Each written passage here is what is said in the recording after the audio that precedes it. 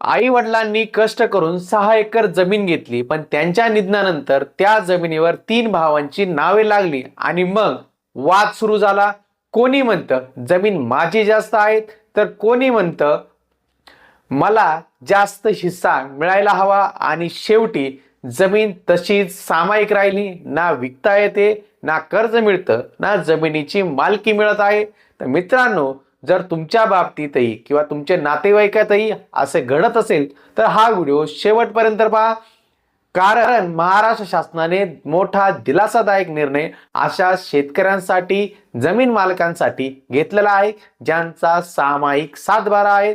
तर मित्रांनो, आज आपण या व्हिडिओमध्ये सविस्तरपणे सामायिक 7/12 महाराष्ट्र शासनाचा महसूल कलम 85 नुसार कसा वेगळा केला जाऊ शकतो, यामध्ये अत्यंत कमी खर्च येत असतो, याची सविस्तर माहिती जाणून घेणार आहेत. नमस्कार, मी राहुल कदम आपल्या सर्वांचं माहिती असायलाच हवी या यूट्यूब चॅनलवरती सहर्ष स्वागत करीत आहे. आपण चॅनलवरती पहिल्यांदा असाल तर चॅनल सबस्क्राईब आणि बेल आयकॉन दाबायला विसरू नका. तर चला सुरू करूया आजचा हा व्हिडिओ.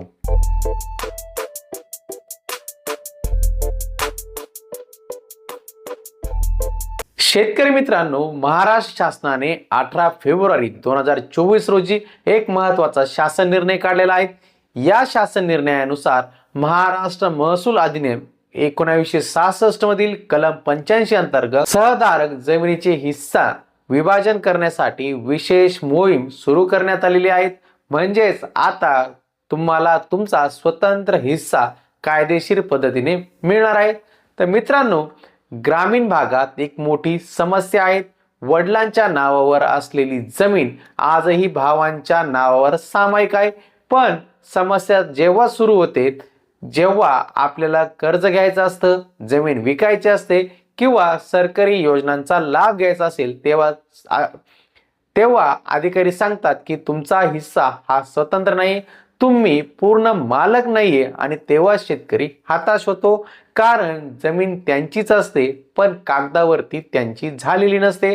तर याचं सोल्युशन काय आहे, उत्तर काय आहे तेही समजून घेऊया.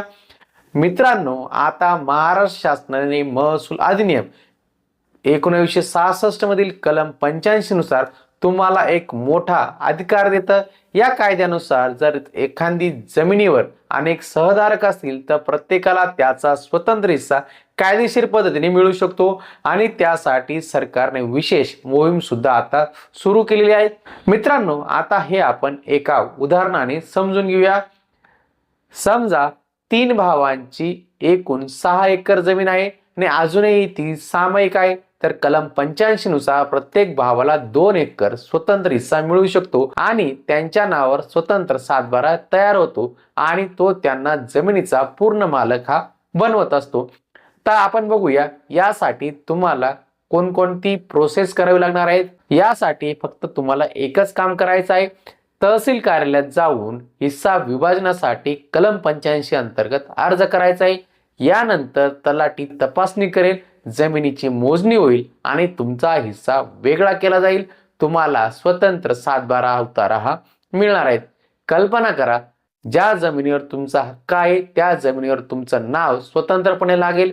कोणीही तुमचा हिस्सा हिरावून घेऊ शकणार नाही. तुम्ही कर्ज घेऊ शकाल, जमीन विकसित करू शकाल, पाहिजे असेल तर ती जमीन तुम्ही विकू शकाल आणि सरकारी सर्व योजनांचा लाभ तुम्हाला घेता येईल. हीच खरी तुमची जमिनींची मालकी असणार आहे. तर मित्रांनो, ही मोहीम सध्या महाराष्ट्रात सुरू आहे, म्हणून वेळ वाया घालू नका. ताबडतोब तहसील कार्यालयात जा, तलाठी कार्यालयात जा, त्यांना संपर्क साधा आणि तुमचा हिस्सा वेगळा करून घ्या. तुमच्या वडिलांनी आयुष्यभर कष्ट करून ती जमीन तयार केलेली आहे. ती जमीन तुमच्या नावावर सुरक्षित ही असलीच पाहिजे. हा तुमचा हक्क आहे आणि हा हक्क तुम्हाला कायद्याने दिलेला आहे. हा व्हिडिओ प्रत्येक शेतकऱ्यापर्यंत नक्की पोहोचवा, कारण ही माहिती लाखो लोकांसाठी महत्त्वाची आहे. लाईक करा, शेअर करा आणि चॅनलला सबस्क्राईब करायला विसरू नका. भेटूया पुढील व्हिडिओमध्ये. धन्यवाद.